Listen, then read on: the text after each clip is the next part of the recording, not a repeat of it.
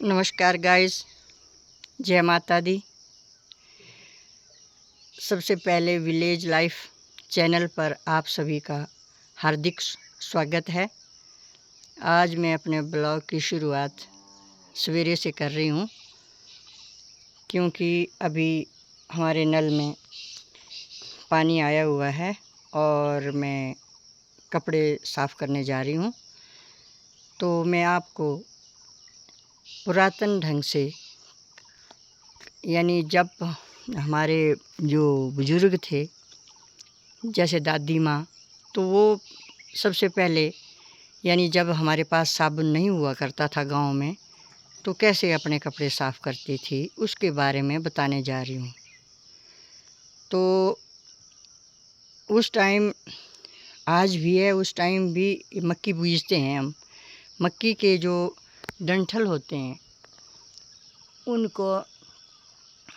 उनको नीचे से निकाल करके हम सुखाते थे, और सुखाने के बाद उनको जलाया जाता था। और जलाने के बाद वो ऐसे डंठल होते थे, वो जो मैं बता रही हूँ आपको। ये रखे हैं मैंने, ये पिछले साल के हैं। ये देखो, ये वाले आपकी तरफ गाइस पता नहीं क्या कहते हैं इनको, और हमारी अपनी भाषा है, तो अपनी भाषा में मैंने यही सुना है, या वैसे डंठल बोलते हैं मक्की के, और वैसे हम अपनी लोकल भाषा में इनको बोलते हैं छलेट्टू। तो ये इकट्ठे करते थे। इकट्ठे करने के बाद फिर इनको चूल्हे में जलाया जाता था, और उसके बाद ऐसी राख निकलती थी। ये वाली राख है, ये इसमें ये राख है। तो ऐसी राख निकलती थी इनकी, जला करके वो राख जो थी वो अलग की जाती थी। और उसके बाद जब हमने कपड़े साफ़ करने होते थे, यानी मेरी दादी जी ने, हम तो बच्चे थे ना उस टाइम, बिल्कुल छोटे छोटे थे, पर दादी जी को देखा है हमने, अपनी माँ जी को भी देखा है कपड़े साफ़ करते हुए। तो वो ऐसी राख लेते थे और ऐसे नीचे ये वाली, जैसे कि यहाँ पे मैंने रखी हुई है बाल्टी, ये तो मैंने आपको उदाहरण बताया। ऐसी बाल्टी रखी हुई होती थी नीचे, और दो लकड़ियाँ ऐसे रखी हुई होती थी ऊपर, और ऊपर ये तो टोकरी बहुत बड़ी है, और वो ऐसे मीडियम साइज़ की टोकरी होती थी, उसमें वो रखी होती थी इन दोनों लकड़ियों के ऊपर। और इसमें बीच में थोड़ा सा, जैसे मैंने घास डाल के रखा है यहाँ पे, ऐसा वो जो हमारा ये धान की जो होती है ना पराली जिसे हम बोलते हैं, वो पराली होती थी, वो उसको नीचे थोड़ा सा वो डाल देते थे, जैसे कि मैंने डाला हुआ है ऐसे। फिर उसके बाद ये जो राख है इसको ऐसे इसमें डाला जाता था, जैसे मैं डाल रही हूँ, ये देखो, ऐसे इस टोकरी में ऐसे डालते थे, ठीक है ना जी। फिर ये राख ऐसे डाली जाती थी। उसके बाद इस राख के ऊपर किसी बर्तन से, जैसे मैंने बाल्टी रखी हुई है यहाँ पे पानी की, ये वाली, और ऐसे पानी डालते थे इस राख के ऊपर। राख ज़्यादा होती थी ना, वो ये तो थोड़ी सी है, ज़्यादा होती थी, बहुत ज़्यादा। फिर ऐसे ऐसे पानी डालते थे, ऐसे ऐसे थोड़ा थोड़ा करके। और पराली भी नीचे थोड़ी, मतलब थोड़ी नहीं होती थी, पराली ज़्यादा होती थी। यानी ये टोकरी जो है ना हमारी, ये टोकरी हमारी, ये तो बहुत बड़ी है, वो छोटी होती थी। ये यहाँ तक आ जानी चाहिए पराली की, ये देखो, यहाँ तक आ जानी चाहिए पराली की। और इसके ऊपर फिर राख डालनी चाहिए, यानी कि करते थे वो लोग वैसे। और फिर वो पानी डालते थे ऐसे उस राख के ऊपर। राख भी काफ़ी होती थी, वो बहुत ज़्यादा। फिर ऐसे पानी डालते थे, और ये पानी जो है ये इस पराली में से होता हुआ, ये जो राख है ऊपर पराली में रह जाती थी, और सिर्फ पानी पानी जो था वो नीचे बाल्टी में इकट्ठा हो जाता था ऐसे। फिर जब ऐसे एक बाल्टी उन्होंने कर देनी, फिर उसके बाद ये देखो, जैसे ये निकल रहा है, दिख रहा है पता नहीं आपको, जैसे मैं ये डालती हूँ ना, ये ऐसे मैंने डाला ना, ये देखो मैं डाल रही हूँ ये, और ये आवाज़ तो आ ही रही होगी, ऐसे नीचे निकलता है। तो ऐसे पानी नीचे निकलता था, और उसके बाद जब ये बाल्टी जो है ये भर जाती थी तो इसे निकाल करके एक वो रखा जाता था, टीन का कंटर होता है जो दुकानों में तेल का मिलता है, वैसे कंटर को उसमें लकड़ी लगा करके उसको मतलब हैंडल बोलते थे, उसको उठा करके चूल्हे पर रखा जाता था और उस पानी को उबाला जाता था। फिर जब वो पानी गर्म हो जाता था तो थोड़ा जब वो कोसा रह जाता था ना, थोड़ा बहुत ज़्यादा गर्म नहीं करना, उबालना नहीं है उसको, थोड़ा सा गर्म करना। और उसके बाद फिर जब हम उसको पानी को अपने हाथों से छूते थे तो पानी जो है वो लेसदार होता था। लेसदार मीन्स जैसे कि हम साबुन लगाते हैं ना किसी कपड़े को, तो जब हम वो जो है साबुन वो नीचे गिर जाता है और उसको हम हाथ से छूते हैं तो वैसे होता है ना वो लेसदार, मतलब नरम नरम सा, बोलने का मतलब साबुन का झाग जिसे हम बोलते हैं वैसा होता था वो।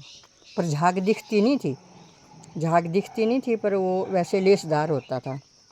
और फिर क्या करते थे, फिर दूसरी बाल्टी ले करके उसमें वो पानी डाल करके फिर कपड़ों को, जैसे ये कपड़े रखे हुए हैं तो इन कपड़ों को फिर उसमें डाल दिया जाता था और फिर वैसे साफ़ करते थे हमारी दादी माँ जी और हमारी माता जी। यानी आज से तकरीबन 65 साल या 70 साल पहले की बात बता रही हूँ मैं, जब हमारे गांव में या शहरों में कहीं भी साबुन नहीं हुआ करता था। फिर उसके बाद धीरे धीरे साइंस ने तरक्की की और फिर साबुन की ये हुई और साबुन आया। फिर उसके बाद साबुन होता था 555। जब मैं बड़ी हो गई, फिर बड़ी हो करके फिर मेरी शादी हो गई तो उस टाइम होता था 555 नाम का एक साबुन, तो वो 5 रुपये किलो के हिसाब से आता था उस टाइम। तो फिर उससे हम कपड़े साफ़ करने लग गए। फिर ये वाली पद्धति छोड़ दी, फिर ये जो पद्धति थी हमारी पुरानी, इसको फिर त्याग दिया गया और साबुन को अपना लिया गया। और उसके बाद फिर हमारे पास धीरे धीरे ये पाउडर आए, जैसे ये हमारा था वहाँ पे रिन तो बाद में आया, उससे पहले था वो,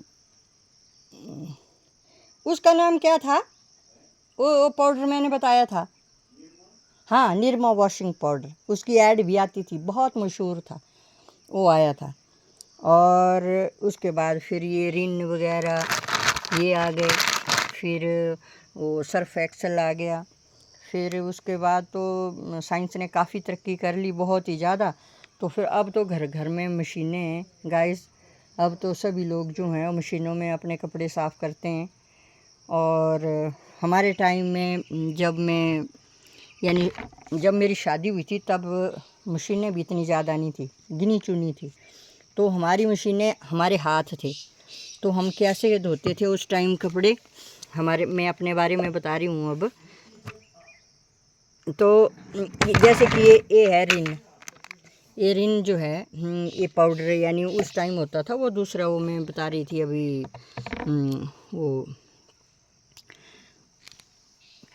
वो कौन सा फिर से भूल गई मैं उसका नाम, क्या नाम है उसका, वो जो पाउडर था निरमा, हाँ निरमा वॉशिंग पाउडर। हालांकि इतनी बड़ी ऐड थी उसकी कि हमें आज दिन तक भी याद है, फिर भूल जाती हूँ कई बार। हाँ तो वो पाउडर डालते थे हम, जैसे कि ये रखी हुई है मैंने बोतल, इस बोतल में मैंने डाला हुआ है, इसमें डाला हुआ है मैंने ये रिन। तो ये जब मेरी शादी हुई तो उस टाइम ये तो थे नहीं, ये पाउडर वगैरह कुछ नहीं थे, साबुन था वो 555 वाला। तो हम कपड़े ऐसे साफ़ करते थे गाइस, मैं बता रही हूँ आपको।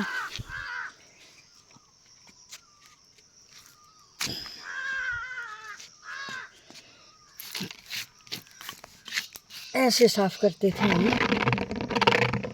ऐसे कपड़े लेते थे और इनको ऐसे बाल्टी में, यानी 2-2 3-3 बाल्टियाँ हम साफ़ करते थे कपड़ों की।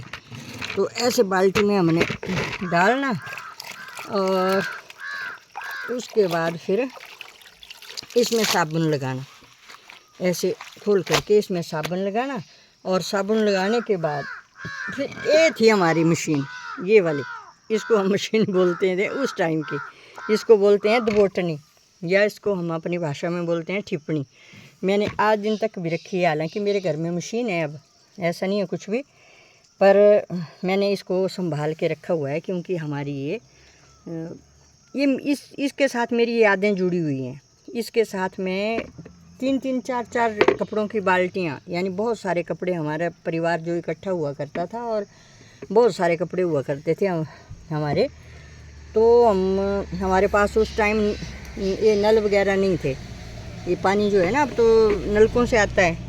तो उस टाइम हम बॉडियों पे जाते थे और बॉडियों पे वो 2-2, 3-3 बाल्टियाँ उठा के ले जानी कपड़ों की, और वहाँ पे फिर ये इस दबोटनी के साथ या इस ठिपनी के साथ हम कैसे धोते थे। जो बड़े बड़े कपड़े होते थे ना, उनके ऊपर हम ऐसे मारते थे, जैसे साबुन लगा लिया नीचे, और उसके बाद ऐसे ऐसे ऐसे ऐसे ऐसे एक हाथ से ऐसे करना और दूसरे हाथ से इसको पलटना। यानी एक ही जगह नहीं मारना, जब एक ही जगह हम ऐसे ऐसे करते रहेंगे तो इसके रिश्ते जो हैं कपड़े के ख़राब हो जाएंगे और ये बर्बाद हो जाएगा। तो हम ऐसे नहीं करते थे, हम एक हाथ से इसको हिलाते रहना इसको, और एक हाथ से आस्ते आस्ते, बहुत ज़ोर से भी नहीं, आस्ते आस्ते ऐसे थपकी मारते रहना, ऐसे ऐसे साबुन लगा करके, और ऐसे साफ़ करते थे हम गाइस उस टाइम। तो आज तो हमारा मशीनी युग है, अब तो घर घर में मशीन है, कोई भी ऐसा घर नहीं होगा जिसमें मशीन नहीं है। और एक काम के साथ हम और काम भी कर लेते हैं, क्योंकि जितनी देर को हम मशीन में वो कपड़े डालते हैं उतनी देर को हमारे और काम भी हो जाते हैं। जब तक वो साफ़ होते हैं फिर हम उन्हें निकाल करके साफ़ कर देते हैं, ऐसा है। तो मैं पहले की बात बता रही हूँ आपको, तो ऐसा टाइम था वो। ये देखो गाइस, ये जो है हमारी संस्कृति है, लुप्त हो रही है। अब तो किसी को, हमारे बच्चों को तो पता ही नहीं है कि ये क्या था और ये ऐसा भी होता था कभी। और मैं इस बेस पे बोल रही हूँ आपको, मैं बता रही हूँ कि गांव में कितनी कठिनाई से लोग जो थे गुजारा करते थे, और कैसे कपड़े साफ़ जो थे वो आज से पहले करते थे जो हमारे बुज़ुर्ग लोग थे। तो ठीक है गाइज़, आज का अगर मेरा टॉपिक आपको अच्छा लगा हो तो आप मेरे चैनल को सब्सक्राइब कर लेना और बेल आइकन को दबाना। और इसी के साथ मैं अपने वाणी को विराम देती हूँ। नमस्कार गाइस, जय माता दी।